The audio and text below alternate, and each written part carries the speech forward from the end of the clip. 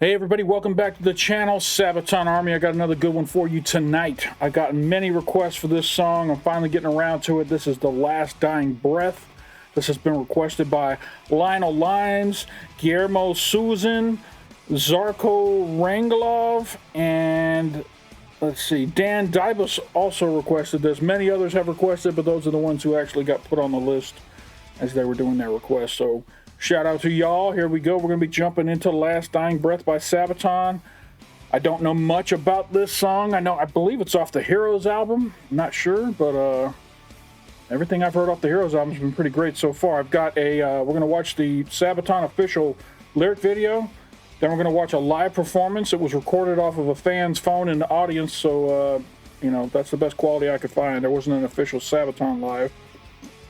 And then we're going to be jumping into the Sabaton history, like we always do when we do these deep dives. So this is going to be a pretty long video. I'm not going to waste a lot of time promoting on the front end. You know the deal. Like, comment, subscribe, support the channel, Patreon, all that good stuff. So let's go ahead and jump into the Last Dying Breath official lyric video by Sabaton.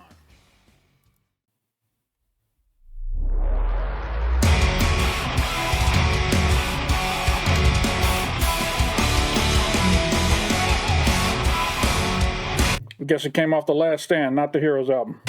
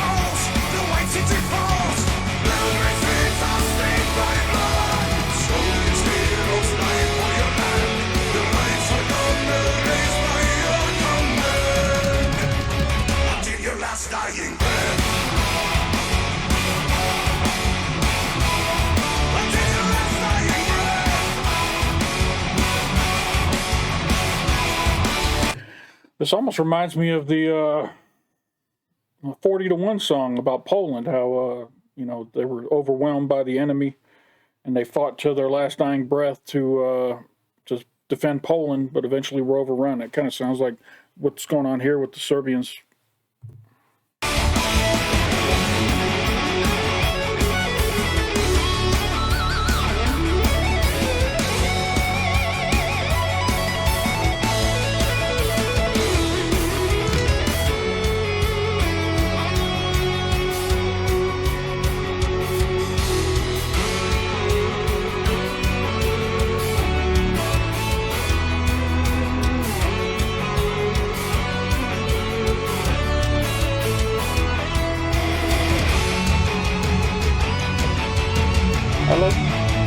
I love this painting. We got the Winged Hussars back there. We got Shiroyama back there. I see the, what do you call it? That's the, oh man, where are they? The Spartans, the last stand of the Spartans.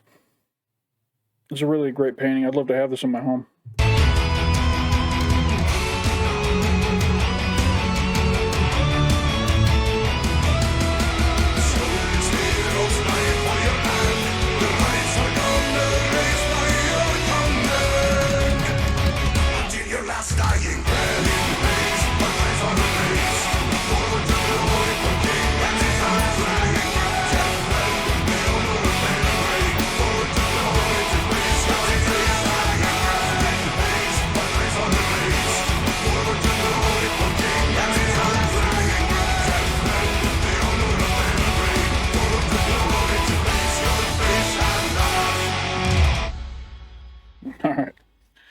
I actually want to do the Sabaton history next instead of going straight into the live. So I'm going to jump over and do the history and see what the story is behind this song, because I really want to understand what it's about.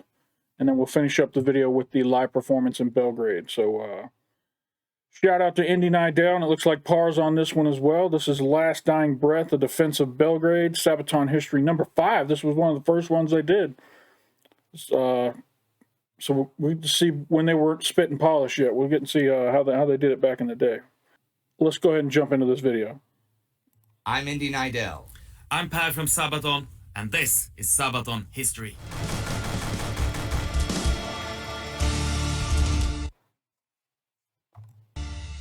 Per and I first met when he was a guest on my channel, The Great War, to talk about the history behind the Sabaton songs that deal with World War I topics. And The Last Dying Breath is one of those songs. It was about the defense of Belgrade.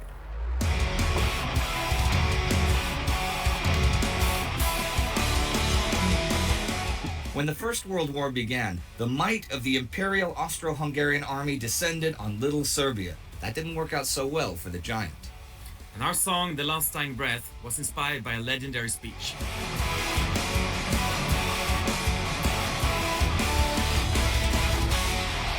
The fighting in the Great War had returned to the place where it all began. The Austro-Hungarian invasion of Serbia in 1914 had been a complete failure. The Serbs had won resounding victories at places like Cher and Drina, and the long Battle of Kolubara, which even saw the Austrians take Belgrade, though they only held it for 2 weeks, pushed the Imperial Army back out of Serbia with devastating losses. Well, it was now late 1915, and they were going to try again. Serbia was a major prize. Taking it would give the Austrians one fewer battlefront, and it would open up a direct rail supply link from Berlin to Constantinople. This time, it would begin with a combined Austro-German force under Germany's renowned August von Mackensen. Check out von Mackensen's hat, man. Oh my God. Huh. Got some skulls on there. Looks like a knife.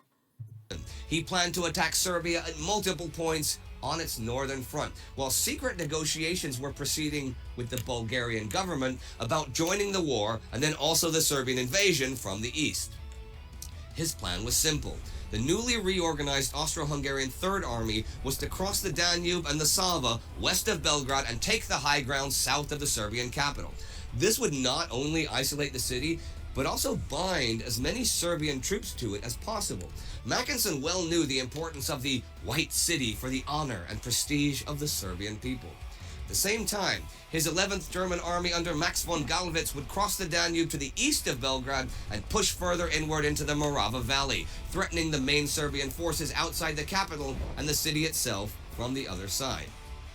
While the Austro-Hungarians were the anvil, the German army was to be the hammer under which the Serbian army would receive the killing blow.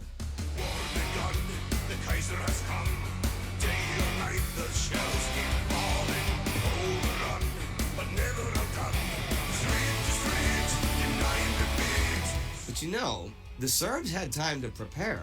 Months had passed since the defeat of that 1914 invasion, and another attack on the capital was of course anticipated.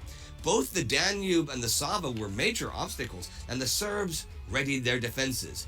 Mackensen had to hurry with his plans before the onset of bad autumn weather, and it was already late September when his forces reached Belgrade. After the taking of Temeziget, one of the biggest islands in the Sava, they made ready to storm the city. The assault troops were given extra ammunition and rations, with the knowledge that once the river crossing was made, supplies and reinforcements could not be guaranteed. On the 6th of October, the Central Powers artillery opened fire, bombarding the Serbian lines. Massive artillery, especially heavy howitzers, was the key component in Mackensen's plan. Damn, that's a big gun right there. That's a very big gun. Oh, what's that, like a 12-inch shell go in there? Or bigger, 24-inch shell. That's huge. Oh, wait, 30, okay. It says right there, 30 centimeter. Alexa, how many inches are in 38 centimeters? 38 centimeters is about 15 inches. All right, so Alexa says that's 15 inches. So I was pretty good. I guess between 12 and 24, 15 is what it was. Okay. This was a lesson he had learned during the Gorlice-Tarnov offensive earlier in the year, where his heavy artillery repeatedly broke the Russian lines, forcing them back time and again. Also, in addition to the large amounts of heavy howitzers and Minenwerfer, the Austro-Hungarian river monitor Samos and other armored steamers of the Danube flotilla... Damn, look at that thing. That's like a floating tank. On a river, huh? ...also opened fire. Soon, Belgrade and the Serbian positions were in flames as the Austro-Hungarian forces tried to cross the Danube. But Austrian Field Marshal Hermann Koves von Koveshasa had chosen poor spots for the crossing. The ground was swampy and the weather turned for the worst. A heavy rainstorm caused the Danube to swell. Bridgeheads were established, but progress was slow, as most of the pontoon bridges were destroyed by the Serbian artillery or simply swept away by the heavy current. Relentless Serbian counterattacks threatened to destroy the bridgeheads, and the Austro-Hungarians fought with their backs to the river. To assure a safe crossing of the main force, Koves had to take several islands in the river, particularly two islands the Germans named Zigeuner Inseln, Gypsy Islands, or the one they called Great War Island, at the conflux of the Sava and Danube rivers. These were all well fortified by the Serbian defenders, and camouflage machine guns covered every approach over the river, and they could only be taken by close combat. Even with the assistance of the German 22nd Reserve Corps, commanded by General Eugen von Falkenhayn, the German Army Chief of Staff's brother, progress was slow. Casualties among the assault troops were high. You're under the gun. Day and night the shells get falling. Sound the drum. The great war has come. Show no fear. The enemy is near. But after hours of fighting, most of the Serbian guns defending the city were destroyed by the enemy artillery. The anti-aircraft batteries as well, allowing the German reconnaissance planes to direct fire even more efficiently. The eventual capture of the river islands was the turning point in the battle, as the crossings could now be made in relative safety and the artillery could be moved up. Fighting reached the old fortress of Kalemegdan. Belgrade could not hold out much longer, not without help from the Entente. French troops were en route from Salonika, but it was extremely doubtful they could arrive in time to help. Still, counterattacks were made wherever possible. So while the Austrians at Kalemegdan waited for reinforcements, the men of the Serbian 10th Infantry Regiment, under Major Dragutin Gavrilovic, prepared such a counterattack. They knew it was likely futile, but they planted their bayonets and prepared to at least delay the enemy from entering the city. This was the moment Major Dragutin Gavrilovic made his speech. Soldiers, exactly at 3 o'clock, the enemy is to be crushed by your fierce charge, destroyed by your grenades and bayonets. The honor of Belgrade, our capital, must not be stained. Soldiers, heroes, the Supreme Command has erased our regiment from its records. Our regiment has been sacrificed for the honor of Belgrade and the fatherland. Therefore, you no longer need to worry about your lives. They no longer exist. So forward to glory. For the king and the fatherland. Long live the king. Long live Belgrade. The story goes that Gavrilovic's men stuck flowers to their tunics taken from a flower shop nearby as they prepared to charge to their deaths. It was indeed heroic. Most of Gavrilovic's men were cut down by the Austro-Hungarian guns. Gavrilovic was badly wounded, though saved from death by other survivors, who dragged their major back from the fighting so that he, at least, could live to fight another day. The rest is history.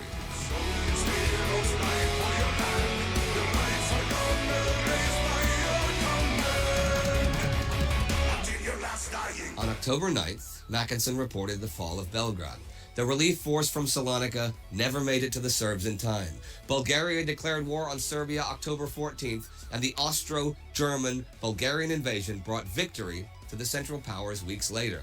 Today, Gavrilovic's speech is etched into a monument near the Nebojsa Tower to commemorate their valiant last stand. The stand of a defiant and proud people refusing to be cowed by an overwhelming force.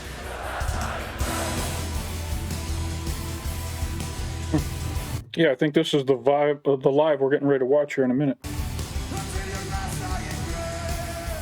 How did you hear the speech in the first place? So, a very long time ago, Yeah? I happened to get acknowledged with a girl from Serbia. Okay. This was by the time Sabaton was formed. And we were kind of talking constantly. And she hoped that we would come there and play one day. Which I didn't think would ever be possible, because at this time there was a war.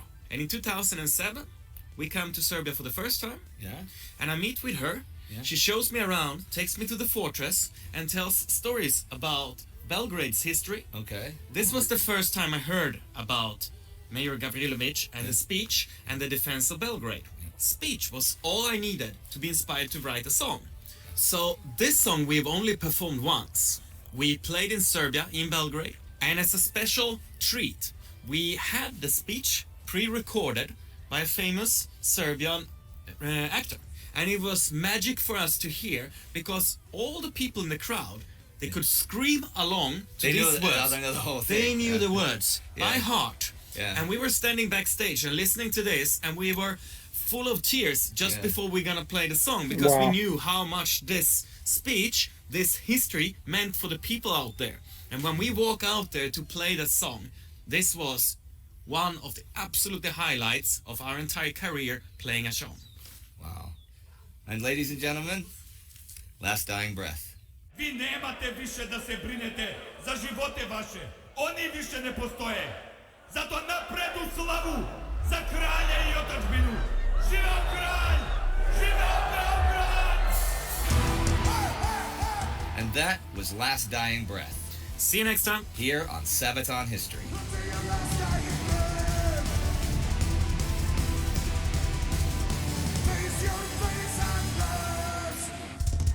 Yeah. All right, everyone. Remember to subscribe to the Sabaton History channel, but also to the regular Sabaton, and check out World War II and Time Ghost as well, all right? If you want to see more stuff like this, right there, playlist, click it, and then support us on Patreon, guys, all right? Makes this stuff happen. Take care and see you on the road. All right. Definitely support Sabaton on Patreon. Help these guys out so they can keep making this great content. All right. Now I'm really excited. I'm glad I did the history first before I watched the live, because that's just going to make this live mean so much more, knowing this is really the only time they've performed this song live, so no wonder there wasn't an official video of it. So I'm excited. Let's go ahead and jump into this. This was 6th of March 2017, Last Dying Breath by Sabaton in Belgrade, or Belgrade, as they say in the Sabaton history.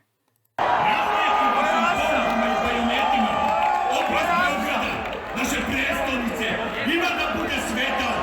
Vojnici, junaci, vrhovna komanda izbrisala je naš puk iz brojnog stanja. Naš puk je žrtvovan za čast Beograda i otadžbine. Vi nemate više da se brinete za živote vaše. Oni više ne postoje.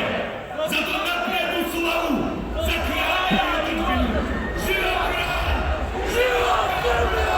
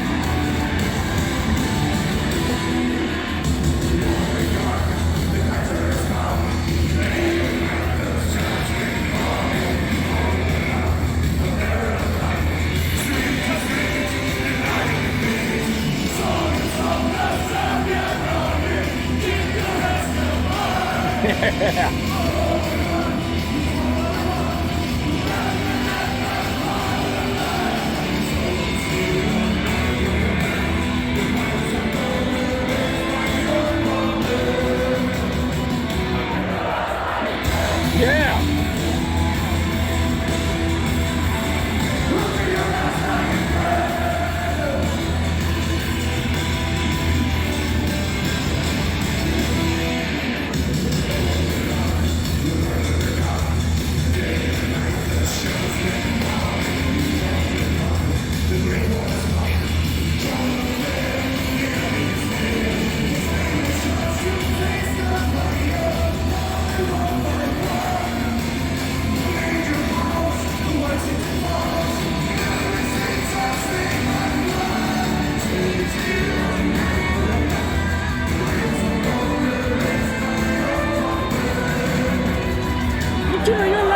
dying breath. Until your last dying breath.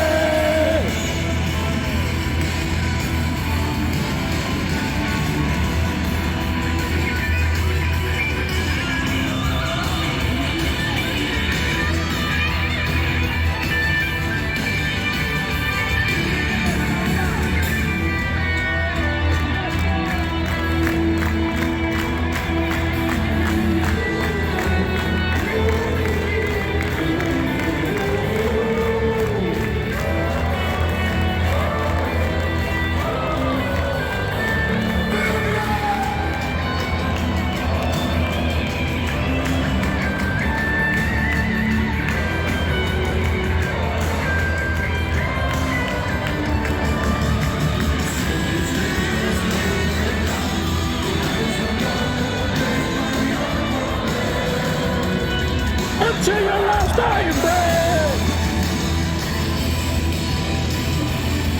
Until your last dying breath.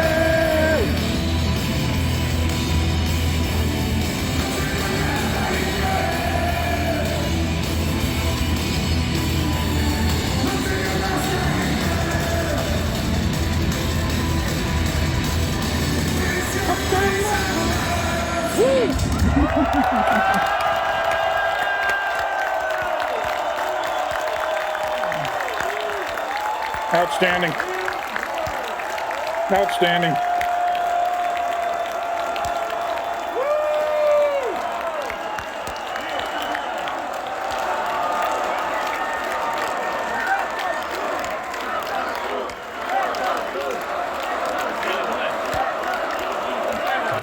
It's really cool that songs like this represent countries that rarely get represented. Like I say, this reminds me a lot of 40 to 1 and the impact it had on the Polish people. I'm sure this song right here had the same type of effect on the Serbian people. And Sabaton's giving that gift to not only the people of those countries, but to the rest of us. They're letting us learn about that history of these countries that we normally never would have heard about these heroes from these countries who stood their ground and said, we won't be bullied, we won't be overrun without a fight. So that's really cool. There are about 45 seconds left in this video. I'm going to go ahead and let it run. If there's nothing important, I'll just cut it out. So we'll see what's up. Oh,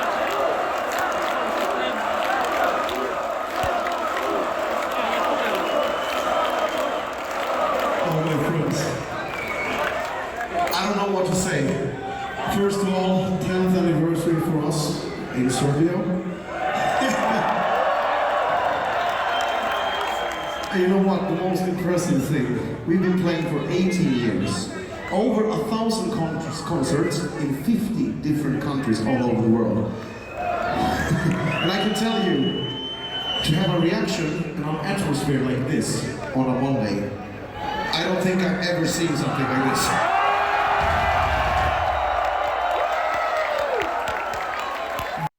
Awesome. Awesome, awesome, awesome. Once again, Sabaton takes those without a voice and gives them a voice and lets the world know who they are and what they stood for. So, awesome job. To those of you who requested this song, thank you very much. Sorry it took so long to get around to it. It was a good one. This will go in the top 10, definitely. It's amazing how a song can hit you harder when you know the story behind it. And Sabaton is relentless about doing that over and over. So, thanks again for all of you who recommended this video. If you guys enjoyed this reaction, hey, give me a like down below. It doesn't cost you anything, and it helps the channel out a lot. Gets it churned up and thrown out through YouTube so that more people can see it. More people can see Sabaton and hear these great songs. If you're not already a subscriber and you'd like to come along for the journey, hit that red button down below, turn it gray, hit that notification bell to let you know anytime that I drop some new content on the channel. And that's all I got for this one. So, hey, appreciate you stopping by. And don't forget to come on back.